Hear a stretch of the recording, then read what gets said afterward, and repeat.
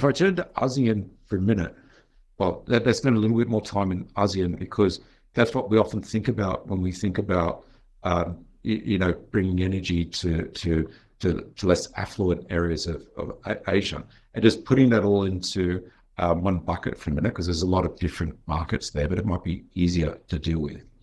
So this really is a very different market, and renewables as a percentage of the total generated capacity is a much lower number.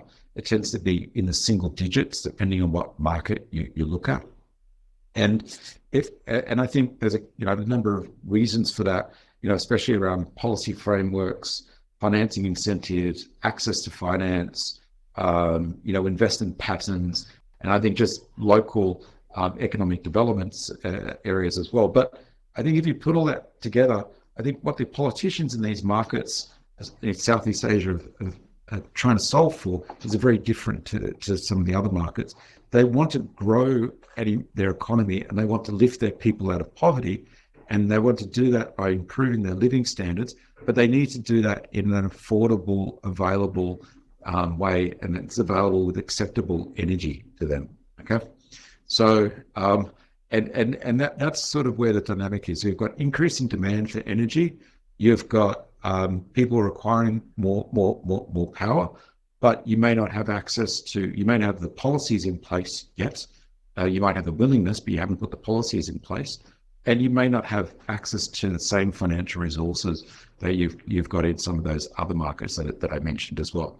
So that's made it a very sort of complicated story to solve for in Southeast Asia. So you end up with these markets looking towards alternative sources.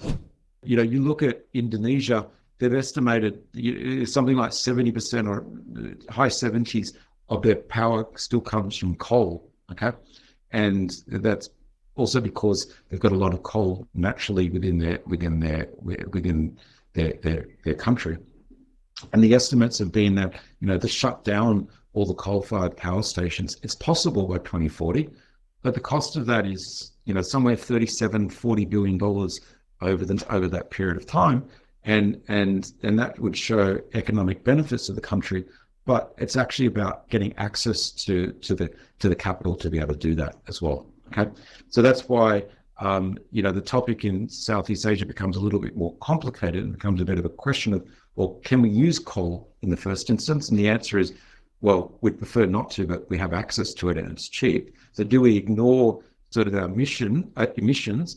And I think it's Southeast Asia that they would say, well, maybe we do have a moral right that we could ignore emissions because the West has had access to it, but we prefer to go, well, then next question, that they prefer to go something that's less emissions intensive, because they try to go in that direction. So can they use natural gas? Well, they can, but it doesn't solve all their problems. What about nuclear? Well, nuclear has a whole bunch of social issues that you don't want to solve for.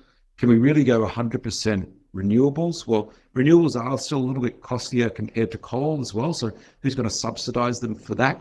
And the problem with renewables is stability of the grid. So you've got also a grid problem across Southeast Asia, and that's another investment that's required.